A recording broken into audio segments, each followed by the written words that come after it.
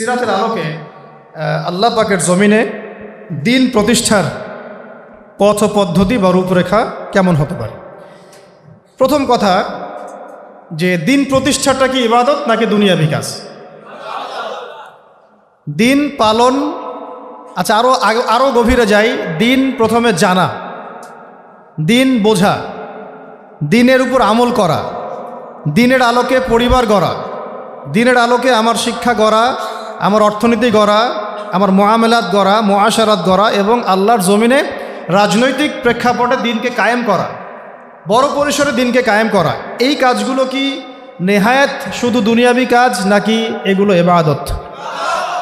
উত্তর ইবাদত। যদি ইবাদত হয়ে থাকে তাহলে ইবাদত কবুলের শর্ত জানতে হবে। এক, ইবাদত কবুল হবে তখনই যখন তা শুধুমাত্র এক আল্লাহকে রাজি খুশি করার জন্য হবে। তার মানে দিন প্রতিষ্ঠা করব আমরা কাকে রাজি খুশি করার জন্যে? আল্লাহকে। এমন নয় যে আমি ক্ষমতা চাই, আমি ক্ষমতায় যেতে চাই, এটাই আমার উদ্দেশ্য, কোশ্চিনকালেও নয়। ক্ষমতায় আমি যাই বা এক্স যাক বা ওয়াই যাক বা জেড যাক, আমরা চাই আল্লাহর জমিনে আল্লাহর দিন কায়েম। ঠিক আছে কথা? ওকে। সেকেন্ড কথা হচ্ছে যে দিন কায়েম যদি ইবাদত হয় তাহলে দ্বিতীয় বিষয় হচ্ছে এই ইবাদতটা তখনই কবুল হবে যখন তা নবী মুহাম্মদ সাল্লাল্লাহু আলাইহি ওয়াসাল্লামের সুন্নাহ মোতাবেক হবে। এক নম্বর শর্ত কি? এটা হতে হবে এক আল্লাহর জন্যে। দুই নম্বর শর্ত, এটা হতে হবে নবী সাল্লাল্লাহু আলাইহি ওয়াসাল্লামের সুন্নাহ তরিকা মোতাবেক। অন্য কোনো তরিকায়, অন্য কোনো পথ পদ্ধতিতে এটা প্রতিষ্ঠাও করা যাবে না, আর করতে গেলেও সেটা ইবাদত বলে গণ্য হবে না। এখন যদি কেউ বলে না আমি আব্রাহাম লিঙ্কনকেই আমার উসওয়াতুল হাসানা হিসেবে বেছে নিয়েছি, তার পথ পদ্ধতিতেই দিন কায়েম করতে হবে, কথাটা কি ঠিক হবে? আমি কার্ল মার্কসকেই বেছে নিয়েছি, মার্কসীয় পদ্ধতিতেই হবে, কথাটা কি ঠিক হবে? আমি জায়নিস্টদেরকে বেছে নিয়েছি, ওরা যেভাবে বোঝাবে সেই মডারেট ইসলাম প্রতিষ্ঠা করলেই দিন কায়েম হবে, ব্যাপারটা কি এমন? আমি লেনিনকে বেছে নিয়েছি, স্টেলিনকে বেছে নিয়েছি, আমি মাওসেতুংকে বেছে নিয়েছি, ইত্যাদি ইত্যাদি। এই মানুষগুলোকে বেছে নিয়ে কেউ যদি তাদের রাজনৈতিক বুঝ অনুযায়ী বা শেখানো তরিকা অনুযায়ী আল্লাহর জমিনে দিন কায়েম করতে চায়, তবে সেটা ইবাদত বলে গণ্য কোশ্চিনকালেও হবে না এবং তার কোনো ফলাফলও আসবে না। কারণ যেহেতু সেটা নবীর তরিকায় হয় নাই, ফলাফল আসার কোনো প্রশ্নই ওঠে না। কথা বোঝা গেছে? আচ্ছা, তিন নম্বর হচ্ছে অবশ্যই ইবাদত কবুল হওয়ার জন্য আমার রিজিকটা হালাল হতে হবে। কি হতে হবে? কোনো হারামখোরদেরকে দিয়ে আল্লাহর জমিনে দিন কায়েম হবে না। দাড়ি টুপিওয়ালা হারামখোর হোক, দাড়ি টুপি ছাড়া হারামখোর, কোনো হারামখোরকে দিয়ে আল্লাহর জমিনে দিন কায়েম হবে না। আসেন, এখন যেহেতু আমরা জানলাম এটা দিন প্রতিষ্ঠা করা, বোঝা, আমল করা, পালন করা, একামতে দিন, এগুলো ইবাদত, তাই আমাদেরকে অবশ্যই নবী সাল্লাল্লাহু আলাইহি ওয়াসাল্লামের পথ ও পদ্ধতি, সুন্নাহ এবং সিরাত থেকেই হেদায়েত সংগ্রহ করতে হবে।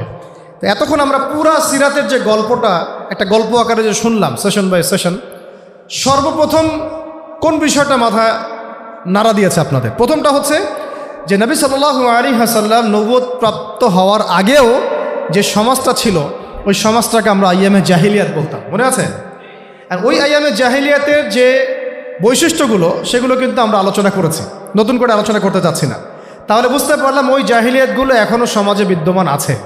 সেগুলো এখনও পুরোপুরি তো দূর হওয়া অনেক দূরের কথা, বরং ওই জাহিলিয়াতগুলো আগের চাইতেও ভয়ঙ্কর রূপে ফিরে এসেছে।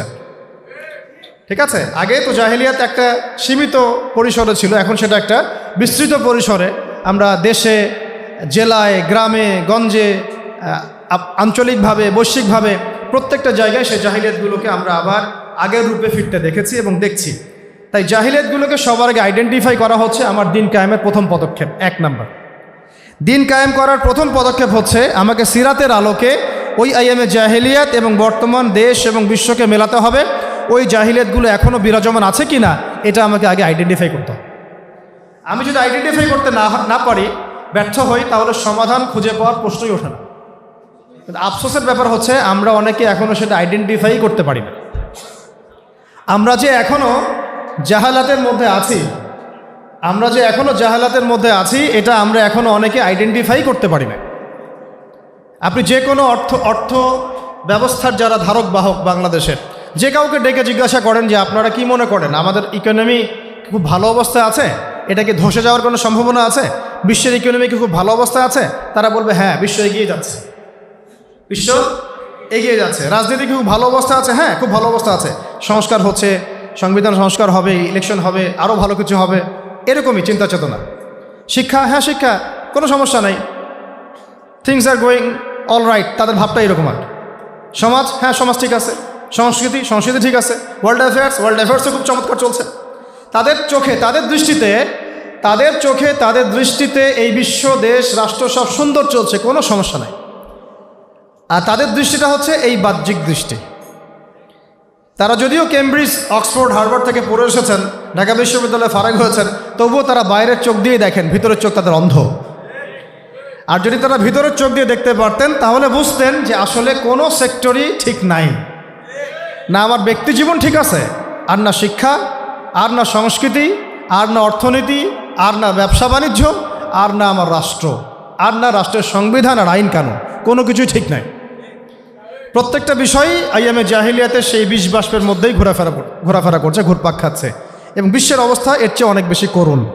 আমরা শুধুমাত্র রাষ্ট্র নিয়ে কথা বলছি, কিন্তু বিশ্বের অবস্থা কিন্তু এর চেয়েও আরও অনেক ভয়ঙ্কর।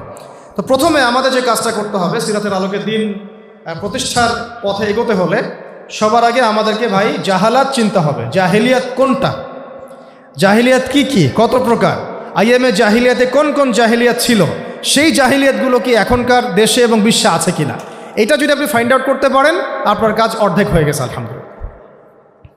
এটা ফাইন্ড আউট করতে না পারলে জনবল, সমাজ, রাষ্ট্র, ক্ষমতা, হ্যাঁ আপনার এই যে শোডাউন, আইওয়াস, অর্থ ব্যবস্থা, টাকা পয়সা, এগুলো দিয়ে কিচ্ছু করতে পারবেন। আগে আপনাকে সমস্যা চিহ্নিত করতে হবে, সমস্যাগুলো কোন কোন জায়গায়। আসলেই কি রাসূল সাল্লাল্লাহু আলাইহি ওয়াসাল্লামের সেই মানে আইয়ামে জাহিলিয়াত যেটাকে আমরা বলছি, তিনি আসার আগের কথা বলছি, ওই জাহালাতগুলো কি এখনও বর্তমান বিশ্বে আছে কিনা, এটা আইডেন্টিফাই করাটা হচ্ছে আমাদের প্রথম চ্যালেঞ্জ এবং প্রথম কাজ। আল্লাহ পাক আমাদেরকে করার তৌফিক দান করেন। দ্বিতীয় বিষয়টা হচ্ছে, খেয়াল করে দেখুন সিরাতের আলোকে, যখন এটা স্পষ্ট হয়ে গেছে যে একটা সমাজ জাহেলি, একটা সমাজ অন্ধকারাচ্ছন্ন, তখন আল্লাহ রাব্বুল আলামিন সেই সমাজটাকে সংস্কার করার জন্যে তার পক্ষ থেকে একজন রাসূল পাঠিয়েছে। অ্যাজ এ টিচার একজন রাসূল পাঠিয়েছেন, এবং তার কাছে আল্লাহ রাব্বুল আলামিন আল্লাহর পক্ষ থেকে তার কিতাব কোরআন এবং সুন্নাহ নাজিল করেছে। মানে সমাজ সংস্কার করতে হলে, আল্লাহর জমিন থেকে জাহালাত দূর করতে হলে, দিন প্রতিষ্ঠা করতে হলে, ব্যক্তি থেকে নিয়ে রাষ্ট্র পর্যন্ত, আগে আমার একটা জ্ঞানের উৎস লাগবে। একটা কি লাগবে? জ্ঞানের উৎস লাগবে। জাহালাত মানে অন্ধকার দূর করতে হলে আমাকে আলো লাগবে। আর এই আলো আমার নিজের বুদ্ধি থেকে, আমার হৃদয় থেকে, আমার বিজ্ঞান থেকে, আমার দর্শন থেকে এটা আবিষ্কৃত হবে না। এই আলো আসবে আল্লাহর পক্ষ থেকে। এই আলো কার পক্ষ থেকে আসবে? আল্লাহর পক্ষ থেকে আসা সেই আলোকে আমরা দুই ভাগে ভাগ করতে পারি।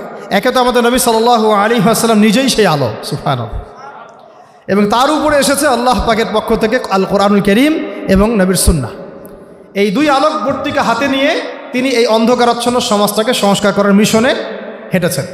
প্রথম শুরু হয়েছে ইকরা বিসমি রাব্বিকাল্লাযী খালাক দিয়ে, পড়ুন আপনার রবের নামে যিনি আপনাকে সৃষ্টি করেছেন। তারপরে এসেছে ইয়া আইয়ুহাল মুদ্দাসসির, হে কম্বল আবৃত রাসূল, কুম ফাআনযির, আপনি উঠুন সতর্ক করুন। মানে আগে এসেছে পড়াশোনা করার কথা। যখন আমরা সমাজ সংস্কার করতে চাইব, আল্লাহর জমিনে দিন কায়েম করার প্রশ্ন উঠবে, তখন সবার আগে নিজের জীবন থেকে শুরু করতে হবে এবং পড়াশোনা দিয়েই শুরু করতে হবে, জ্ঞান অর্জন দিয়েই শুরু করতে হবে। এটা ছাড়া অন্য কোনো অপশন আমাদের সামনে খোলা নেই। যদি আমরা সেই ওহির জ্ঞানে আলোকিত না হতে পারি, তাহলে আমরা এই অন্ধকারাচ্ছন্ন সমাজকেও আলোকিত করতে পারবো না। সহজ কথা। নিজে যে ব্যক্তি আলোকিত না, সে অন্যকে আলো দিবে কিভাবে? নিজে যেটা আলোকিত না, যে ব্যক্তি বা যে সত্তা আলোকিত না, সে কিভাবে অন্য একটা সত্তাকে আলোকিত করতে পারে? তাই সবার আগে আমাদের প্রয়োজন আল্লাহ পাকের ওহির জ্ঞানের চর্চা বাড়িয়ে দেওয়া। আল্লাহ পাক তৌফিক দান করেন। এবং সেই ওহির জ্ঞানে আলোকিত হয়ে নিজেও এর উপরে আমল করা, আমার পরিবারটাকে সেভাবে গড়া, এবং আমার যতটুকু পর্যন্ত আল্লাহ পাক আমাকে ক্ষেত্র দিয়েছেন সেখানেই আলোকে ছড়ায় দেওয়া। ইনশাআল্লাহ এভাবে আস্তে আস্তে সমাজ আলোকিত হবে ইনশাআল্লাহ। তাহলে আমরা সিরাতের আলোকে দিন কায়েমের পথে অন্যতম একটা নিয়ামক হিসাবে পাচ্ছি ওহির জ্ঞান, ওহির জ্ঞানের চর্চা, সেই জ্ঞান শেখা, সেই জ্ঞানের প্রচার করা, প্রসার ঘটানো এবং তার উপরে আমল করা। আল্লাহ পাক বোঝার তৌফিক দান করেন। 3 নম্বর বিষয়টা হচ্ছে কোনো সাহাবী, তাবেঈ, তাবে তাবেঈ কেউই কিন্তু দেখবেন যে একা একা কখনো চলেন নাই, একা একা দিনকে শেখেনও নাই। একা একা চলা তো বহু দূরের কথা, একা একা দিনকে তারা শেখেনও নাই। সবসময় তারা রাসূল সাল্লাল্লাহু আলাইহি ওয়াসাল্লামের সোহবতে থেকেছেন। ওই জেনারেশনের পরের জেনারেশন সাহাবীদের সোহবতে থেকেছেন, তারপরের জেনারেশন তাবেঈদের সোহবতে থেকেছেন, তারপরের জেনারেশন তাবেঈদের সোহবতে থেকেছেন। মানে এই যে সোহবত, সংস্পর্শ, মানে এটা সিনাই সিনাই সিনাই সিনাই আসবে। আল্লাহ রাব্বুল আলামিন তার নবীর উপরে পাঠিয়েছেন ওহীর জ্ঞান, সেটা নিয়ে এসেছেন একজন মালাক ফেরেশতা জিবরাইল আলাইহিস সালাম। তিনি তাকে জড়িয়ে ধরেছেন, সিনাই সিনাই সম্পর্ক মনে আছে? জড়িয়ে ধরেছেন, ছেড়ে দিয়েছেন, মনে আছে কি? সিনাই সিনাই সম্পর্ক। পড়েন, ইকরা, আপনি পড়ুন, মা আনা বিকারি, আমি তো পড়তে জানি না। আবার চেপে ধরা হলো, ইকরা, পড়ুন, মা আনা বিকারি, আমি তো পড়তে জানি না। হৃদয়ের সম্পর্ক খেয়াল করেছেন কি? তারপরে তিনি পড়তে পারলেন, ইকরা বিসমি রাব্বিকাল্লাযী খালাক। তো একজন টিচার লাগে, কি লাগে?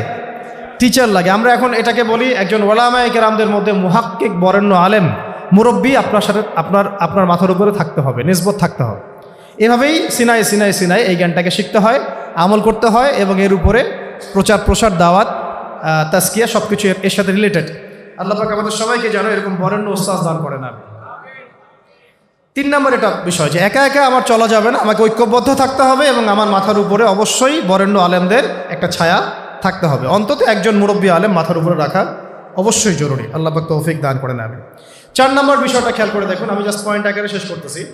4 নম্বর বিষয়টা হচ্ছে ওহীর জ্ঞানের শিক্ষা পেয়ে সাহাবায়ে কেরাম কি আগেই দাওয়াতের কাজ শুরু করেছেন, না নিজেরা আগে শিখেছেন, আমল করেছেন?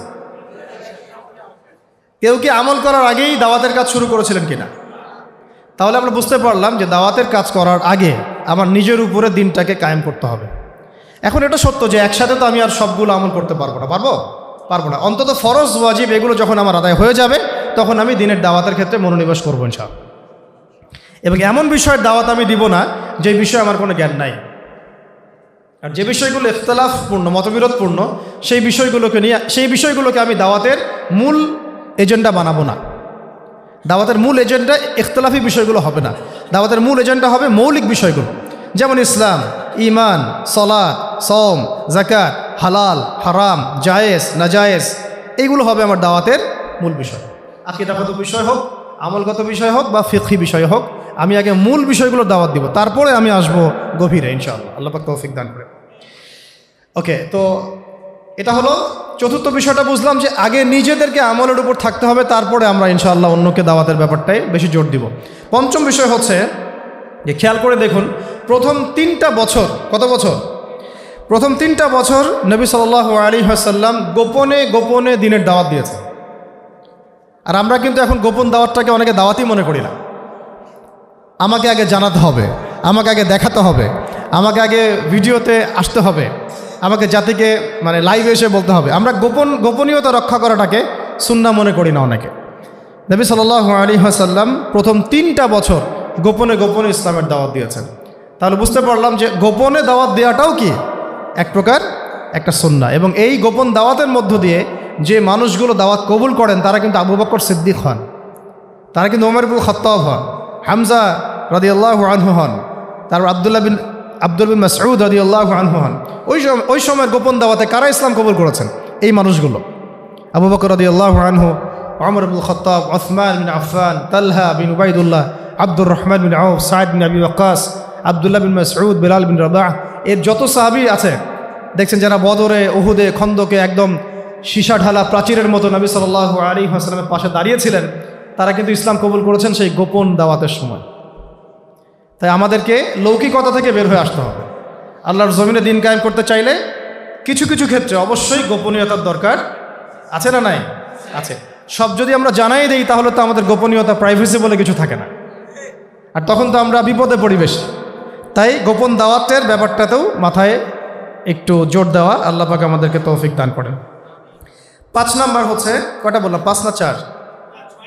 এটা 5 হয়ে গেছে। 6 নাম্বার হচ্ছে, দেখেন গোপনে দাওয়াত দেওয়ার পরে যখন ওমর, হামজা রাদিয়াল্লাহু আনহুমা, তাদের মতো কিছু সাহাবী ইসলাম কবুল করলেন, তখন ইসলামের শক্তি বেড়ে গেল।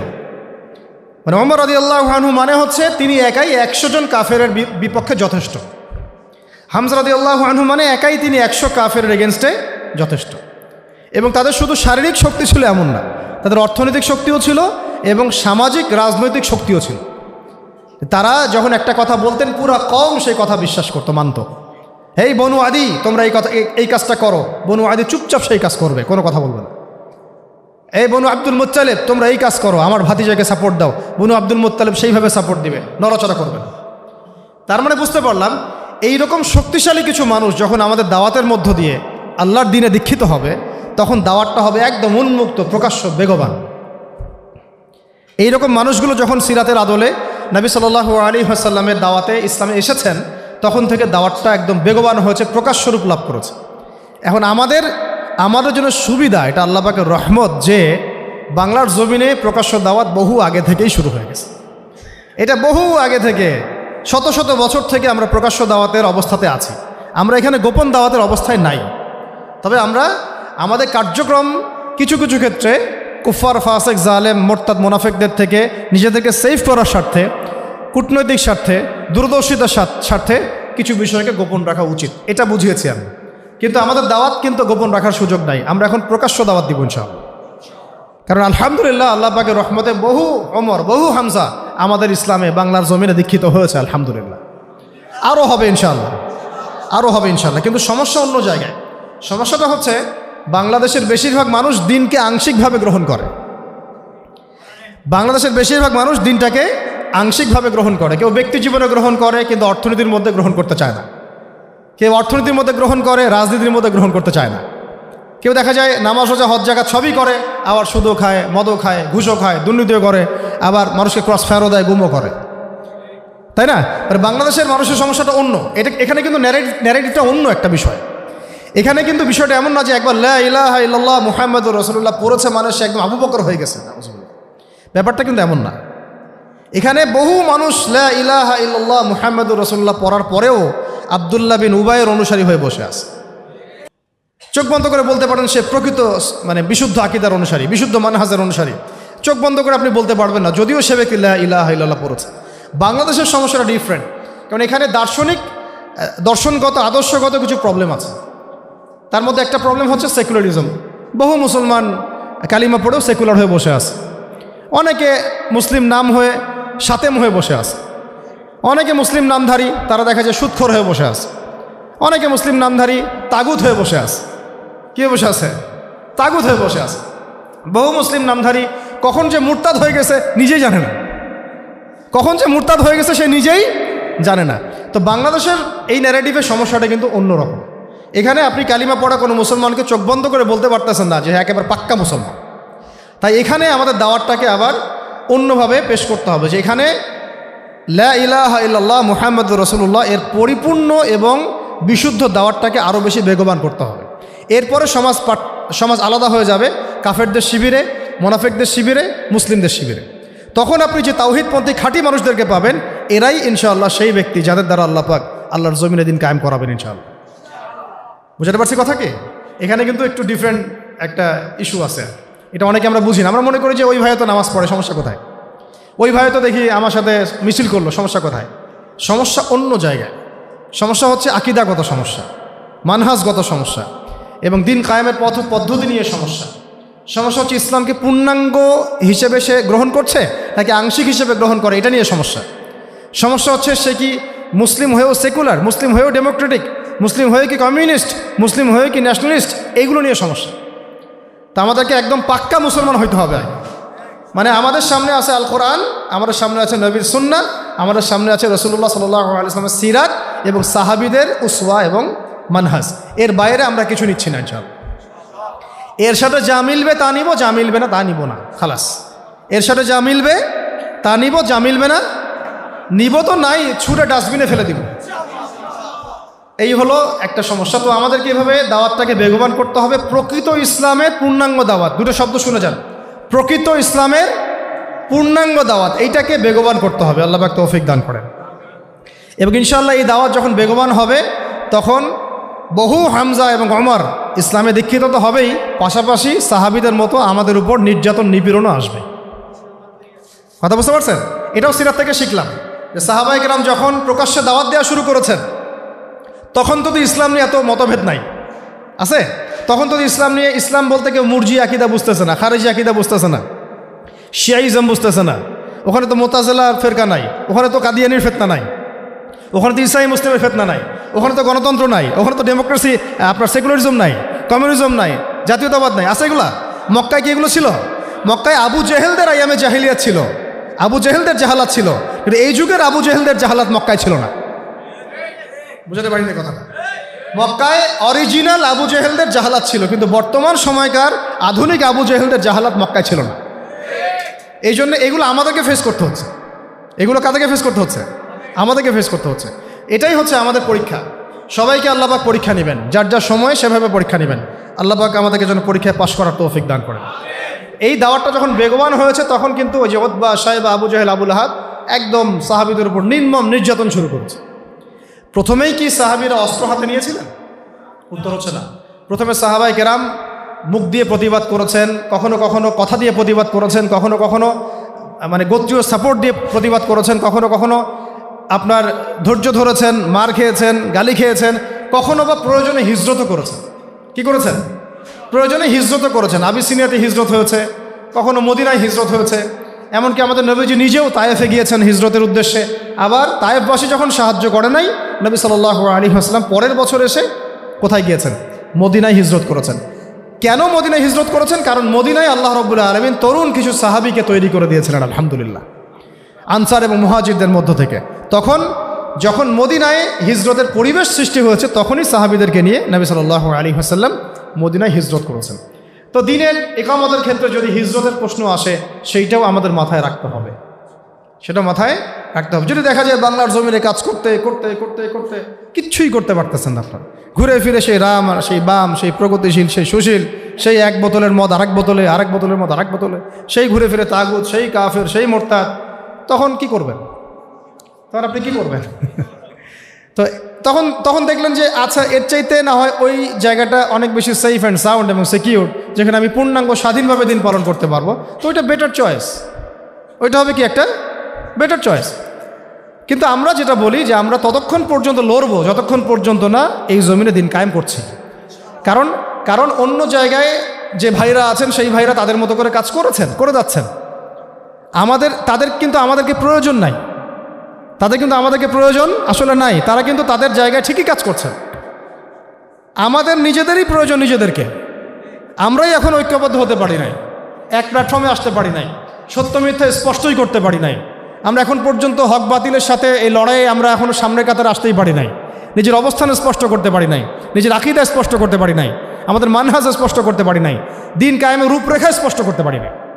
আমরা কি চাই সেটাই জনগণকে বোঝাতে পারি নাই কেউ। তো যারা কাজ করা তারা তো করছে। একজন ভাই যদি শহীদ হন, তিনি তো সবচেয়ে বড় সফল, তিনি চলে গেছেন জান্নাতে ইনশাআল্লাহ। আফগানে যদি কোনো ভাই আমেরিকান বুলেটে শহীদ হন, তিনি তো জান্নাতে চলে গেছেন ইনশাআল্লাহ। সিরিয়াতে কোনো বোন যদি নির্যাতিতও হয়, তারপরে ইনশাআল্লাহ তার জন্য আল্লাহ পাক জান্নাতে মাকাম রাখবেন ইনশাআল্লাহ। কথা হচ্ছে আমি আমার অঞ্চলে কি করছি, কথা হচ্ছে কি আমি বা আমরা আমাদের অঞ্চলে দিন কায়েমের জন্য কি করছি, আমাদের কর্মসূচি কি, আমাদের পদক্ষেপ কি, আসলে কি করছি আমরা, নাকি সব ভার্চুয়ালি করছি, হাওয়ায় হাওয়ায় করছি, আসলে বাস্তবে তেমন কোনো ইম্প্যাক্ট নাই। আসলে বিষয়টা কোনটা, এইগুলো নিয়ে আমাদেরকে ভাবতে হবে। আল্লাহ পাক আমাদের সবাইকে সিরাতের আলোকে আমাদের জমিনে কাজ করার তৌফিক দান করেন। এরপরও তো বললাম সাহাবীরা হিজরত করেছেন। যদি দেখেন যে কোনোভাবেই কোনো কিছু হচ্ছে না, তো আপনার কাছে অনেক অপশন আছে, যদি সেই সুযোগ থাকে। এখন তো জাতীয়তাবাদের বেড়াজালে এমনভাবে বিশ্বকে মানে অক্টোপাসের মতো চেপে ধরা হয়েছে যে আপনি চাইলে একটা মুসলিম কান্ট্রিতে যেতেও পারবেন না। পারবেন? কত প্রসেসিং, তখন তো উল্টা নিজের কাঁধে বিপদ ডেকে নিয়ে আসবেন আপনি। নিজের উপকার করতে গিয়ে মানুষেরই ক্ষতি করে ফেলবেন আপনি, এমনও হইতে পারে, আল্লাহ না করুন। কথা হচ্ছে আমরা সিচুয়েশন বুঝে, অবস্থা বুঝে পদক্ষেপ নিব ইনশাআল্লাহ। তবে এই দাওয়ার ব্যাপারটা কখনোই থেমে থাকবে না, দাওয়ার ব্যাপারটা কখনো থেমে থাকবে না। যা হোক হয়ে যাক, দাওয়াত চলতে থাকবে ইনশাআল্লাহ। এবং দাওয়াত যদি পূর্ণাঙ্গ হয় এবং পরিপূর্ণ হয়, তাহলে কি আসবে? সাহাবায়ে কেরামদের মতো বাধা বিপত্তি আমাদের উপরে আসতে পারে। যদি এসে যায়, সেক্ষেত্রে আমাদেরকে সবর করতে হবে, কখনো কখনো হিকমা অবলম্বন করতে হবে, কিন্তু মাঠে টিকে থাকতে হবে, মাঠে টিকে থাকতে হবে। আল্লাহ পাক আমাদেরকে টিকে থাকতে তৌফিক দান করেন। এরপরে খেয়াল করে দেখেন সিরাতের আলোকে সাহাবায়ে কেরাম এক পর্যায়ে চলে গেলেন কোথায়? মদিনায়। কোথায়? তার মানে কোনো অবস্থাতেই যখন মক্কায় টিকতে পারলেন না তারা, বাধ্য হয়ে তারা কোথায় চলে গেলেন? কার নির্দেশে? আল্লাহর নির্দেশে। কেন গেলেন? কারণ মদিনায় কিছু তরুণ সাহাবী আওস ও খাজরাজ গোত্রে তারা ইসলাম কবুল করেছেন। সুবহানাল্লাহ। প্রথম দফায় 6 জন, তারপর 12 জন, তারপর ৭৫ জন। কতজন? এবং এই ৭৫ জন কিন্তু ভাই যেমন তেমন মানুষ ছিলেন না। এই ৭৫ জন ছিলেন তৎকালীন সময়ে ওই অঞ্চলের, অর্থাৎ ওই মদিনার ইয়াসরিবের, মদিনার নাম কি ছিল? ইয়াসরিবের সবচেয়ে প্রভাবশালী পরিবারগুলোর মধ্যে অন্যতম। সাদ বিন মুয়াজ রাদিয়াল্লাহু আনহুর এক কথায় অনেক কিছু হতো। তারা কিন্তু যেমন তেমন ব্যক্তি ছিলেন না, XYZ ছিলেন না, তারা ছিলেন প্রভাবশালী ব্যক্তিত্ব। ধরেন মালয়েশিয়া একটা গভর্নমেন্ট আছে, ধরেন মালয়েশিয়ার গভর্নমেন্টের কি প্রভাব নাই? তিনি যদি বলেন যে আমরা বাংলাদেশ থেকে 100 জন দায়ীকে এখানে সিকিউরিটি একটা জায়গা দিব, পারেন কি না? ডানে বামে আপনার নিজের ঘরের মধ্যেই তো নাই, নিজের ঘরেই তো নাই। কয়জন আপনাকে এভাবে মানে অভয় দিবে যে হ্যাঁ ইসলামের প্রকৃত বাণী প্রচার করো, আমি তোমার সাথে আছি? কার কলিজা আছে? কতজনের কলিজা আছে? কথা হচ্ছে এই, সাদ বিন মুয়াজ রাদিয়াল্লাহু আনহুর সাথে আরেকজন সাহাবী আছেন, উনিও সাদ রাদিয়াল্লাহু আনহু। তো ওই সাদ রাদিয়াল্লাহু আনহু ছিলেন আরেকটা গোত্রের সর্দার। তো এরকম বহু বরেণ্য সাহাবী, মুসআব বিন উমাইর রাদিয়াল্লাহু আনহু যখন হিজরত করে গিয়েছেন, তখন এই সাহাবীরা তাকে প্রোটেকশন দিয়েছেন, নিরাপত্তা দিয়েছেন, এবং তিনি নির্দ্বিধায় মদিনায় দাওয়াতের কাজ করতে পেরেছেন। তখনই কিন্তু ৭৫টা ফ্যামিলি ইসলাম কবুল করেছে। সুবহানাল্লাহ। এইরকম অনেক সাহাবী আনসারদের মধ্যে, মুহাজিরদের মধ্যে। কথা হচ্ছে যে হিজরত করতে পারলাম কখন? যখন আমরা দেখলাম একটা অঞ্চলের মাশাআল্লাহ বরেণ্য মানুষগণ, যাদেরকে ওই সমাজে মান্য করা হয়, তারা ইসলাম কবুল করেছেন। এ মুনাফিক মার্কা ইসলাম না, প্রকৃত ইসলাম। এবং তারা এমনভাবে দিন কবুল করেছেন, তারা আল্লাহ রসুলের হাতে বায়াত করেছেন যে আপনি আপনার সাহাবীদেরকে এখানে চলে আসেন, আমরা আপনাকে এবং আপনার সাহাবীদেরকে সেইভাবে নিরাপত্তা দিব যেইভাবে আমরা আমাদের সন্তান, আমাদের স্ত্রীদেরকে নিরাপত্তা দিই। বিনিময়ে আমরা কি পাবো ইয়া রাসূলুল্লাহ? নবীজি বললেন যে আল জান্নাহ, তোমরা জান্নাত পাবে। কি পাবে? জান্নাত পাবে। সেখানে হিজরত হলো। হিজরত হওয়া মানে হচ্ছে মদিনায়, দেখেন অনেক কথা বলে, মদিনায় কিন্তু মুসলিমরা সত্যিকার অর্থে সংখ্যাগরিষ্ঠ ছিল না কখন। অনেকে মনে করেন যে মদিনায় মনে হয় আমরা সংখ্যাগরিষ্ঠ ছিলাম, কথাটা কিন্তু পরিপূর্ণ সঠিক নয়। ওখানে মদিনায় নবী সাল্লাল্লাহু আলাইহি ওয়াসাল্লাম হিজরত করে গিয়েছেন সাহাবীদেরকে নিয়ে। ওখানে দেখছেন বনু কুরাইজা, বনু কাইনুকা, বনু নাজির, 3টা বড় বড় গোত্র। পাশে আছে খায়বারে আবার একটা বড় ইহুদি গোত্র, 4টা গোত্র বড় বড়।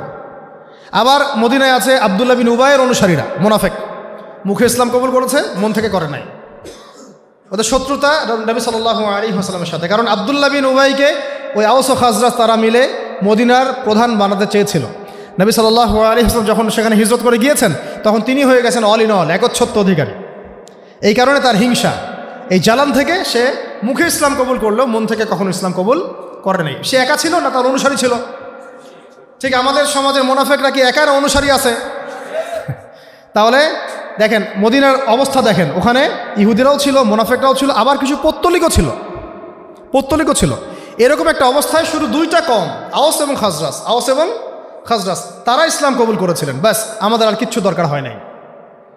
এই বায়াতে নবী সাল্লাল্লাহু আলাইহি ওয়াসাল্লাম হয়ে গেলেন মদিনার অঘোষিত এবং ঘোষণা ছাড়াই তিনি রাষ্ট্রপ্রধান। সুবহানাল্লাহ। কারণ তিনি তো নবী তিনি যখন আমার নবী, তিনি আমার নেতা, তিনি আমার রোল মডেল, তিনি আমার আদর্শ, তিনি আমার উসওয়া, তাহলে যদি রাষ্ট্র কায়েম করি তাহলে নেতা কে হবে? আমার নবী হবে। আর কে হবে? সাল্লাল্লাহু আলাইহি ওয়াসাল্লাম। আর কেউ হবে? সাল্লাল্লাহু আলাইহি ওয়াসাল্লাম। তো এখন নবী সাল্লাল্লাহু আলাইহি ওয়াসাল্লাম হলেন রাষ্ট্রপ্রধান। তার মানে আমাদের নবীজি নিজেও রাষ্ট্র কায়েম করেছেন, প্রমাণ হলো। তার রাষ্ট্রের মধ্যে অমুসলিমরা ছিল কি না? ছিল। তাদের অধিকার নষ্ট করা হয়েছে? এই রাষ্ট্রের মধ্যে আমরা কি সংখ্যাগরিষ্ঠ ছিলাম, নাকি ধরা যায় সমান? ধরা যায় কি সমান? একদম সংখ্যাগরিষ্ঠ নই আমরা, ওদের অনেক গোত্র আছে। তবু আমাদের যে আদর্শ, আমাদের যে আকীদা, আমাদের যে দিন, সেটাকেই সবচেয়ে প্রাধান্য দেওয়া হয়েছে। আমরা কি ওখানে ধর্ম যার উৎসব সবার করেছিলাম? বলেন, আমরা কি ওখানে ইহুদিদের ওই প্যাগোডা গিয়েছি, খ্রিস্টানদের গির্জাতেও গিয়েছি, হিন্দুদের মানে ওই পৌত্তলিকদের পূজাতেও গিয়েছিলাম? আমরা সহ অবস্থান করেছি শান্তিপূর্ণ, কেউ কারো ধর্মে দীক্ষিত হই নাই, কেউ কারো আদর্শে দীক্ষিত হয় না। বরং মদিনা সনদ করা হয়েছিল, ওই সনদে তারা সিগনেচার করেছিল আমাদের সাথে সহ অবস্থান করবে। পরে একটার পর একটা সনদ তারা ভঙ্গ করেছে, এরপর তাদেরকে বের করে দেওয়া হয়েছে। মদিনা রাষ্ট্রের ফাংশনটা বোঝা এখন খুব বেশি জরুরি, কারণ বর্তমান যে রাষ্ট্র নিয়ে কথাগুলো হচ্ছে, কেউই কিন্তু মূল জায়গায় হাত দিচ্ছেন না। সবাই বলছেন এটা সংস্কার করা দরকার, এইটা সংস্কার করা দরকার, আমাদের সামনে এই পদক্ষেপ নেওয়া যেতে পারে, ওইটা নেওয়া যেতে পারে। কিন্তু আপনি সর্বকালের সর্বশ্রেষ্ঠ মহামানব মুহাম্মদুর রাসূলুল্লাহ সাল্লাল্লাহু আলাইহি ওয়াসাল্লামের নিজের হাতে গড়া মদিনা রাষ্ট্রের ফাংশনটা আপনি কিন্তু নিচ্ছেন না, বরং আপনি তাকে মূল্যায়নও করছেন না। ওই রাষ্ট্রের যে ফাংশন, এর চেয়ে বড় কোনো ফাংশন বিশ্ববাসী দেখে নাই, এমন শান্তির রাষ্ট্র কখনো বিশ্ববাসী দেখে নাই। ওর উপর দাঁড়িয়ে দীর্ঘ 1250 বছর আমরা বিশ্ব শাসন করেছি। কত বছর? 1250 বছর। ওই রাষ্ট্র কাঠামোর উপর দাঁড়িয়ে উমর রাদিয়াল্লাহু আনহুর সেই 10 বছরের খেলাফত চলে গিয়েছে। কেউ এগুলো নিয়ে কথা বলছে না, কারণ এগুলো নিয়ে কথা বলতে হলে কয়েকটা জায়গায় তাদেরকে আত্মসমর্পণ করতে হবে, যে আত্মসমর্পণটা তারা করতে চাইবেন না। কথা হচ্ছে আত্মসমর্পণ কোথায় করতে হবে? আল্লাহ নবী দেখেন, বুঝেন, আল্লাহ নবী সাল্লাল্লাহু আলাইহি ওয়াসাল্লাম সাথে রাষ্ট্রে ছিলেন, পৌত্তলিকদের সাথে ছিলেন, এখানে মুনাফিকদের সাথে ছিলেন, কিন্তু ওই রাষ্ট্রটা কি মানব রচিত তন্ত্রমন্ত্র আইন দিয়ে চলেছিল নাকি আল্লাহর ওহী দিয়ে চলেছে? ভালো করে বুঝে বলেন। ওই মদিনা রাষ্ট্র কি মানব রচিত তন্ত্র মন্ত্র বা সংবিধান দিয়ে চলেছে নাকি আল্লাহর ওহী, কোরআন এবং হাদিস দিয়ে চলেছে? এই জায়গায় কি বাংলাদেশের 99.99% যারা রাজনীতি করে তারা কি মানবে? আমাকে বলেন। যত সেকুলার আছে, ডেমোক্রেটিক আছে, এই যে সমাজতন্ত্রের মানুষ আছেন, তারপর রাম বাম সুশীল প্রগতিশীল আছেন, এবং আমাদের এই যে ধর্মনিরপেক্ষ মানুষগুলো আছেন, পাশাপাশি জাতীয়তাবাদী মানুষগুলো আছেন, আপনারা কি একটা বিষয় মানবেন যে বাংলাদেশটা আল্লাহর কালাম কোরআন এবং তার নবীর সুন্নাহ দিয়ে চলুক? দেখি কার বুকে সাহস আছে, কে বলেন যে হ্যাঁ আমি মানব। আপনাদের কথা বলছি না, যারা এগুলো ডিল করেন তাদের কথা বলছি। মানবে কারা? এই দাড়ি টুপিওয়ালা কিছু মানুষ। কারা মানবে? এই দাড়ি টুপিওয়ালা, পাগড়ি জুব্বা পরা কিছু মানুষ, যাদেরকে তারা বলে মৌলবাদী। কি বলে? যাদেরকে তারা বলে এরা হচ্ছে ধর্মান্ধ, এরা হচ্ছে তৌহিদি জনতা। এটা আবার নতুন গালি দিচ্ছে আর কি, তাই না? আপনারা বলবেন তৌহিদি জনতা এটা আমাদের ফখরের পরিচয়, এটা আমাদের গর্বের পরিচয়। তোমরা যদি তৌহিদি জনতা হতে না পারো তাহলে কাফেরদের জনতা হয়ে যাও, আর তৌহিদি জনতা হতে না পারলে দিন শেষে তোমাকে কাফের জনতাই হতে হবে, অথবা মুনাফিকদের জনতা হবে, এর বেশি কিছু হতে পারবে।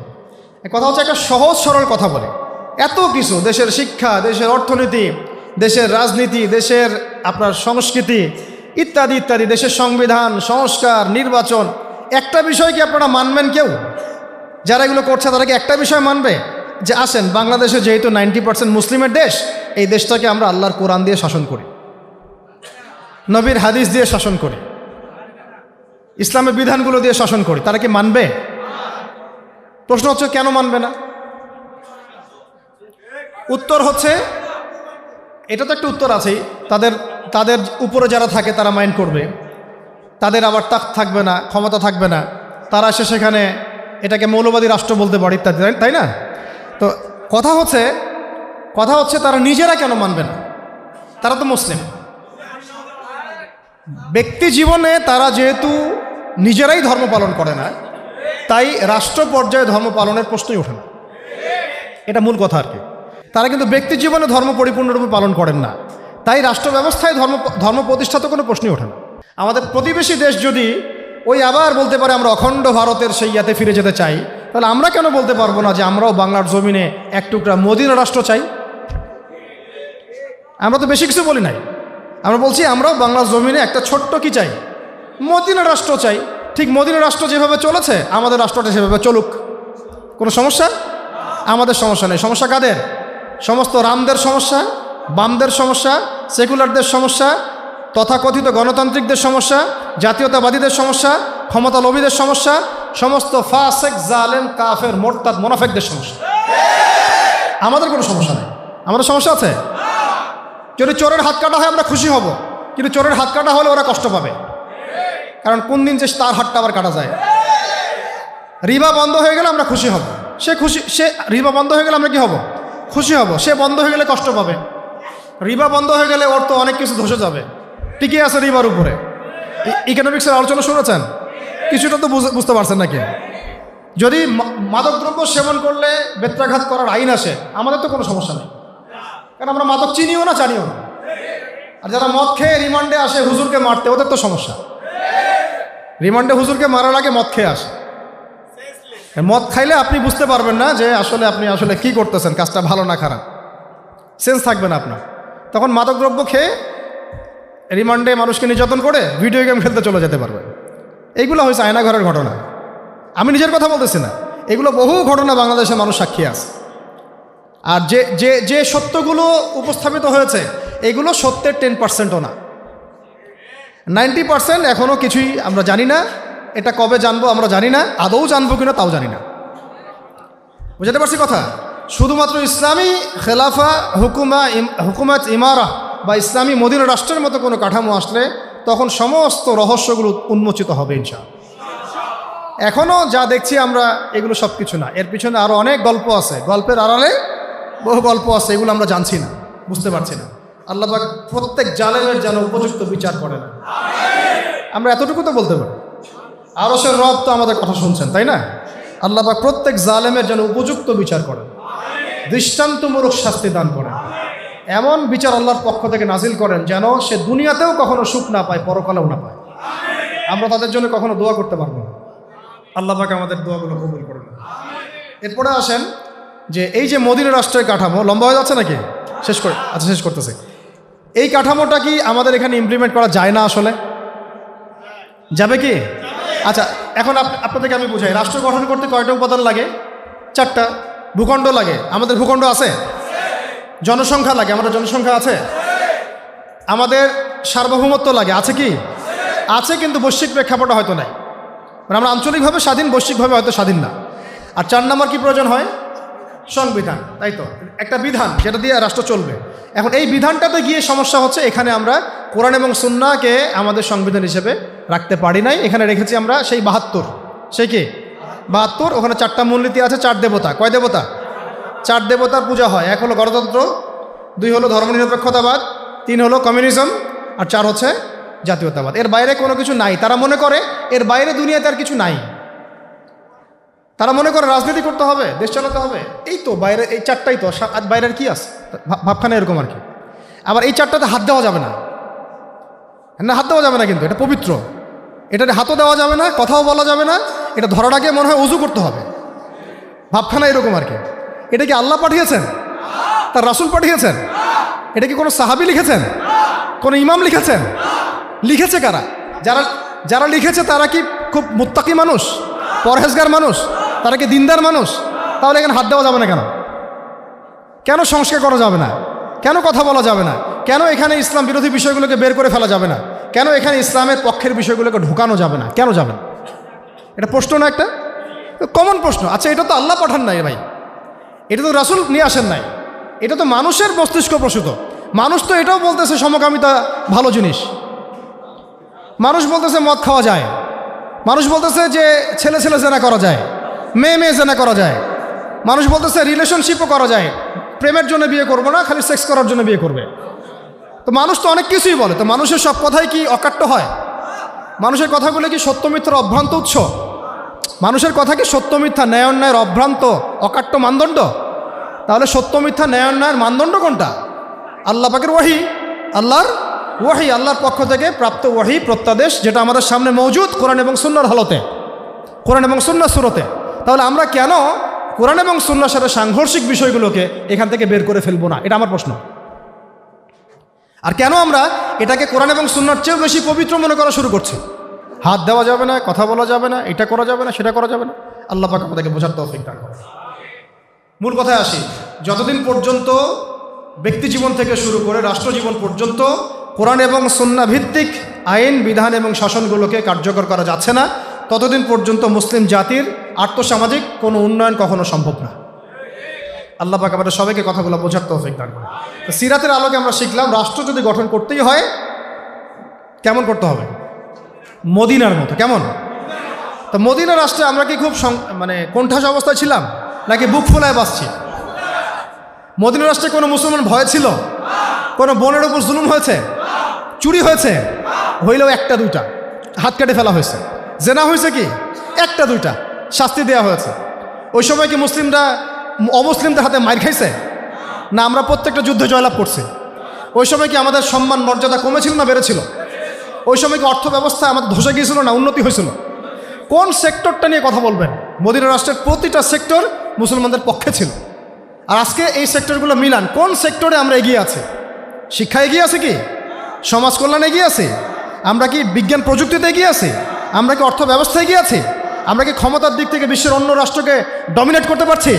আমরা আসলে কোন দিক দিয়ে এগিয়ে আছি? কোন দিক দিয়ে এগিয়ে আছি? এক্স্যাক্টলি আমরা শুধু এগিয়ে আছি দুর্নীতির দিক দিয়ে, খেয়ানতের দিক থেকে, জুলুমের দিক থেকে, ব্যভিচারের দিক থেকে, ধর্ষণের দিক থেকে, খুনের দিক থেকে, গুমের দিক থেকে, ক্রসফায়ারের দিক থেকে, এগুলো দিয়ে আমরা এগিয়ে আসি। এগিয়েটা আমরা আসি কোন দিক থেকে? তো আল্লাহ পাক আমাদেরকে কথাগুলো বোঝার তৌফিক দান করেন।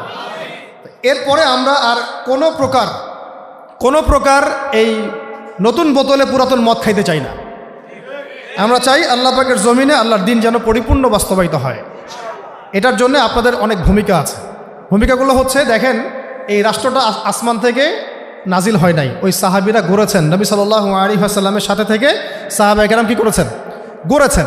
তো এটা মানুষকেই করতে হবে, আমাদেরকেই করতে হবে, গড়তে হবে। গড়ার জন্যে আগের ধাপগুলো তো বললাম যে আল্লাহ পাকের জমিনে দিন কায়েম করতে হলে আমাদেরকেও সাহাবীওয়ালা জিন্দেগি যাপন করতে হবে। আমাদেরকে এই যুগের আবু বকর, ওমর, ওসমান, আলী হতে হবে। আদারওয়াইজ আমাদের দ্বারা মদিনা রাষ্ট্র কায়েম হবে না। এরপরে দেখেন, মদিনা রাষ্ট্র কায়েম হওয়ার পরে মক্কা বিজয় হয়েছিল না? মদিনা থেকে মক্কা বিজয়, এই যে পুরো রাস্তাটা মদিনা থেকে মক্কা বিজয় মাত্র 8 বছর থেকে 9 বছরের ঘটনা। এই 8-9 বছরের মধ্যে ইসলাম শুধু তাবলিগের মধ্যে সীমাবদ্ধ থাকে নাই। দাওয়াত হয়েছে, তাবলিগ হয়েছে, অর্থ ব্যবস্থাকে স্বাবলম্বী করা হয়েছে, রাষ্ট্রের নিরাপত্তা নিশ্চিত করা হয়েছে, আল্লাহ প্রদত্ত সংবিধান রাষ্ট্রে প্রয়োগ করা হয়েছে, তার আনসার মুহাজিরদের মধ্যে ভ্রাতৃত্বের বন্ধন স্থাপন করা হয়েছে, বহির্বিশ্বে দাওয়াতের কাজ করা হয়েছে, এবং বেশি থেকে বেশি গাজওয়া এবং সারিয়া হয়েছে। গাজওয়া এবং সারিয়া মানে দাওয়াতের সাথে তাবলিগের সাথে জিহাদ এবং কিতাল হয়েছে। এগুলো যখন হতে হতে হতে আমাদের জনসংখ্যা বৃদ্ধি পেয়েছে, আমাদের টেরিটরি এক্সপ্যান্ড করেছে, পাশাপাশি আমাদের অর্থ ব্যবস্থাও সমৃদ্ধ হয়েছে, আস্তে আস্তে প্রায় বিনা যুদ্ধে আমরা কিন্তু মক্কা জয় করেছি। তার মানে একবার মদিনা রাষ্ট্র তৈরি করতে পারলে মক্কা বিজয় করাও সম্ভব। আর মক্কা বিজয় করতে হলে আপনাকে মদিনা রাষ্ট্র গঠন করতেই হবে, আদারওয়াইজ আপনি বিশ্বজয় করতে পারবো না। আমরা বিশ্বজয় করতে পারবো না। প্রত্যেকটা অঞ্চলে অঞ্চলে এক একটা করে ছোট ছোট মদিনা রাষ্ট্র দরকার। তারপরে দেখবেন বৃহত্তর পরিবেশে ইনশাআল্লাহ তাআলা মক্কা বিজয়ও হবে। আমরা এটা হাদিস থেকে জানি যে ইমামুল মাহদির সময় এবং ঈসা ইবনে মারিয়ামের সময় তারা প্রায় 40 বছর, কত বছর? 40 বছর এই পুরো বিশ্বকে ইসলামী খেলাফতের আন্ডারে নিয়ে আসবেন ইনশাআল্লাহ। কত বছর? 40 বছর। ইমামুল মাহদির ইন্তেকাল হবে আগেই, হয়তো 7 বা 9 বছর পরেই আত্মপ্রকাশের, কিন্তু ঈসা আলাইহিস সালাম 40 বছর পর্যন্ত পুরো বিশ্বের মধ্যে ইসলামী খেলাফা কায়েম করবেন ইনশাআল্লাহ। তখন এই জাতীয়তাবাদের জাহালাতগুলোও থাকবে না। পতাকা হবে একটা। পতাকা হবে কয়টা? একটা ইনশাআল্লাহ তাআলা।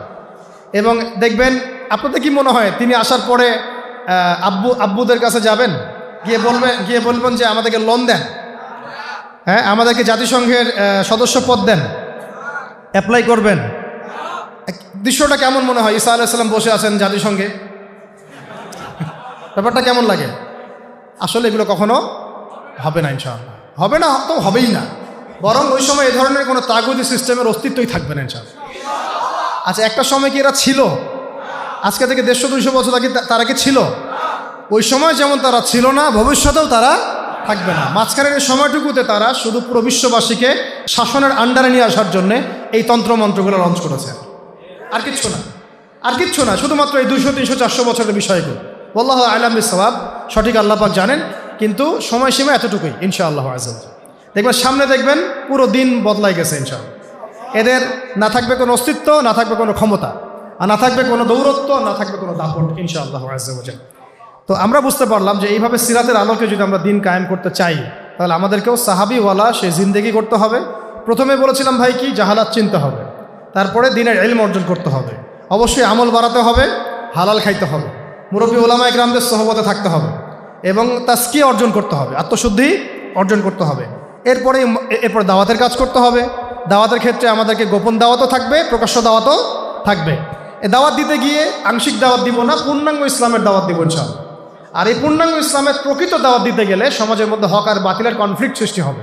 তখন দেখা যাবে অনেক বাতিলপন্থী আমাদের দলেও যেমন আসবে, তেমনি অনেক বাতিল আমাদের উপর আগ্রাসী ভূমিকাও রাখতে পারে। ওই সময় আমাদেরকে সবর করতে হবে, ধৈর্য ধরতে হবে। প্রয়োজনে হিজরতের রাস্তাও খোলা আছে, কিন্তু আমরা দাওয়াত কখনো বন্ধ রাখবো না। এরপরে আল্লাহ রাব্বুল আলামিন ইনশাআল্লাহ আস্তে আস্তে এইভাবে দাওয়াতের কাজ করতে থাকলে, তাবলীগের কাজ করতে থাকলে, প্রয়োজনে গাজওয়া এবং সারিয়ার মধ্য দিয়ে ইনশাআল্লাহ এক পর্যায়ে আমরা যদি মদিনা রাষ্ট্র কায়েম করতে পারি, একদিন মক্কা বিজয় হবে ইনশাআল্লাহ। আল্লাহ পাক আমাদের সবাইকে সিরাতের আলোকে দিন কায়েম করার তৌফিক দান করেন। আবার বলছি, আল্লাহ পাক আমাদের সবাইকে সিরাতের আলোকে দিন কায়েম করার তৌফিক দান করেন। সিরাতের আলোকে দিন কায়েম করতে হলে সবাইকে সিরাত তো পড়তে হবে নাকি? আজকের কনফারেন্স থেকে আমরা একটা প্রত্যয় ব্যক্ত করি যে আমরা আগামী 1 মাসের মধ্যে, কয় মাস? আগামী 1 মাসের মধ্যে কমপক্ষে 3টা সিরাতের বই পড়ে শেষ করবো ইনশাআল্লাহ। রাজি আছি তো ইনশাআল্লাহ? আর বেশি বেশি পড়াশোনা করতে হবে, আমল বাড়াতে হবে, ওলামায়ে কেরামের সোহবতে থাকতে হবে, হারাম খাওয়া যাবে না এবং ইসলাম বিরোধী কোনো তৎপরতার সাথে সম্পৃক্ত হওয়া যাবে না। এখন আমাদের সামনে এই বাংলাদেশকে নতুন করে বিনির্মাণ করার সময়, এবং এই সুযোগটা যদি আমরা হাতছাড়া করি আমরা আরও 50 বছর পিছিয়ে যাব। কথা বুঝতে পারছেন? যদি আমরা এখন এই সুযোগটা হাতছাড়া করি বা আমরা যদি পিছুপা হই এবং হক আর বাতিলকে স্পষ্ট না করি, তাহলে আমরা আরও 50 বছর পিছায় যাব। কিন্তু এটা আমরা হতে দিতে চাই না। তাই আমরা চাই সবাই মিলে এখন থেকে আমরা দাওয়াতের কাজ করবো ইনশাআল্লাহ। আমরা তো শান্তিকামী জনগণ। আমরা কি উগ্র হতে চাই? বা আমরা কি আদৌ উগ্র? আমরা কি আদৌ জঙ্গি? আমরা কি আদৌ সন্ত্রাসী? হ্যাঁ, যখন তারা ইসলামের বিপক্ষে অবস্থান নেবে, কোরআন এবং সুন্নাহর বিপক্ষে অবস্থান নেবে, আল্লাহ বিরোধী আইন করবে, আল্লাহর হালালকে হারাম করবে, আল্লাহর হারামকে হালাল করবে, আল্লাহকে গালি দিবে, রাসূলকে গালি দিবে, তখন কি আমরা চুপ করে বসে থাকবো? তখন আমাদের এই প্রতিবাদটাকে কি তারা বলবে এটা উগ্রতা? যদি তারা আমাদের সেই প্রতিবাদকে উগ্রতা বলতে চায়, তাহলে আমরা বলবো তাহলে তো আপনারা উগ্রতা প্রদর্শন করে ক্ষমতায় গিয়েছেন। তাহলে কি এটা উগ্রতা ছিল? কখনোই না। আমরা কি তাদেরকে উগ্র বলেছি?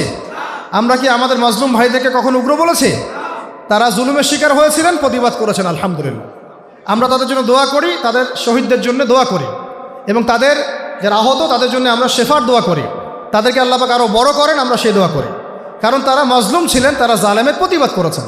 তো আমরাও যখন মাজলুম হব, আমাদের চোখের সামনে জুলুম দেখব, আমরা কি চুপ করে বসে থাকবো?